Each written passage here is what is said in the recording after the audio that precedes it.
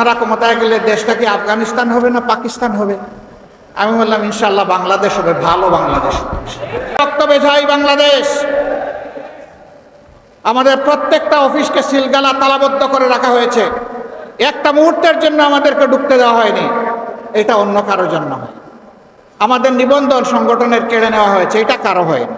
শেষ মুহূর্তে দিশাহারা হয়ে আমাদেরকে নিষিদ্ধ ঘোষণা করা হয়েছে, এইটাও কারো হয়। হ্যাঁ হয়েছে, অন্য সকল দলের সরকারের প্রতিপক্ষ আলিম উলামা সহ বিভিন্ন দল সহ মানুষ খুন করা হয়েছে, গুম করা হয়েছে, তা আমাদেরও করা হয়েছে। কিন্তু এই 4 জিনিস আর কারো করা হয়। কেন এত জ্বালা আমাদের উপর? ওই যে প্রথমেই বলেছি, বাংলাদেশ জামাতে ইসলামী পরীক্ষিত দেশপ্রেমিক শক্তি বাংলাদেশের স্বাধীনতা সার্বভৌমত্বের ব্যাপারে কারো সাথে আপোষ করেনি, কারো সাথে আপোষ করছে না, এবং ইনশাআল্লাহ কারো সাথে আপোষ করবে না। এই কারণেই জামাতে ইসলামের উপরে এই আক্রোশ ছিল। সম্মানিত ভাই ও বোনেরা, বলা হয় এরা যদি ক্ষমতায় যায় তাহলে মহিলাদেরকে ঘরের বাইরে আসতে দেবে। একজন সাংবাদিক মহিলা আমাকে প্রশ্ন করেছেন, আপনারা ক্ষমতায় গেলে দেশটা কি আফগানিস্তান হবে না পাকিস্তান হবে? আমি বললাম ইনশাআল্লাহ বাংলাদেশ হবে, ভালো বাংলাদেশ। এটা আফগানিস্তানও হবে না পাকিস্তানও হবে। আপনি এর দ্বারা কি বলছেন? তিনি বললেন আপনারা ক্ষমতায় গেলে মহিলাদেরকে পেশাগত দায়িত্ব পালনে দেখতে চাইবেন না, সবাইকে আপনারা বুরকা পরার কথা বলবেন। আমি বললাম মহিলারা তাদের যোগ্যতার প্রমাণ দিবেন, পেশাগত দক্ষতার প্রমাণ দিবেন, 2টা ভালো জিনিস সাথে পাবেন। একটা হচ্ছে মর্যাদা, আর একটা হচ্ছে নিরাপত্তা। এখন সমাজে সেই মর্যাদাও দেওয়া হয় না, নিরাপত্তা তো নাই। তখন সব জিনিসের সাথে এই 2টাও নিশ্চিত করা হবে।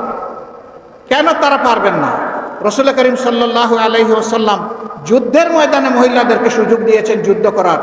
আমরা কে মহিলাদেরকে ঘরের মধ্যে তালাবদ্ধ করে রাখার?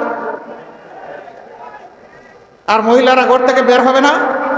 তার সামাজিক দায়িত্ব নাই, তার পেশাগত দায়িত্ব নাই।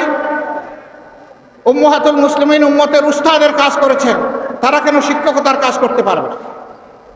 রাষ্ট্রের গুরুত্বপূর্ণ বিষয়ে তাদেরকে পরামর্শে সামিল করেছেন, তারা কেন রাষ্ট্রের সিদ্ধান্তে সামিল থাকবেন না?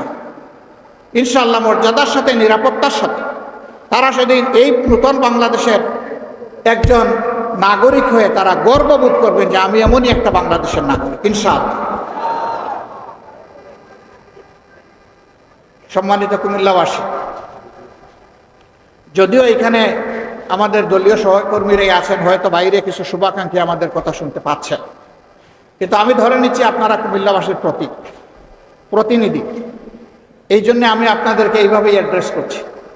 আজকের এই আওয়াজ আমাদের সহকর্মী বোনেরাও শুনতে পাচ্ছেন। অনুরূপ আরেকটি প্যান্ডেলে তাদের আয়োজন করা হয়েছে। আমরা স্মরণ করিয়ে দিতে চাই, সৃষ্টির সূচনা হয়েছে একজন পুরুষ এবং একজন মহিলা। এবং আল্লাহর সৃষ্টিতে শুধু মানুষ নয়, প্রত্যেকটি প্রাণীর জুড়া আল্লাহ পয়দা করেছে, প্রত্যেকটি উদ্ভিদেরও জুড়া আল্লাহ পয়দা করেছে। আমি দায়িত্ব নিয়ে সায়েন্সের একজন ছাত্র হিসেবে বলছি, প্রত্যেকটি উদ্ভিদেরও জুড়া আছে। আল্লাহ বেজুড় কোনো কিছুই পয়দা করেন। আল্লাহ তাআলা এই জুড়া কেন পয়দা করেছেন? এই জুড়া মিলেই তার সৃষ্টিকে আল্লাহ তাআলা সৌন্দর্য দান করেছেন, পূর্ণতা দান করেছেন। অতএব সেই পূর্ণতা নিয়েই বাংলাদেশ ইনশাআল্লাহ আগামীর গৌরবের বাংলাদেশ হবে ইনশাআল্লাহ।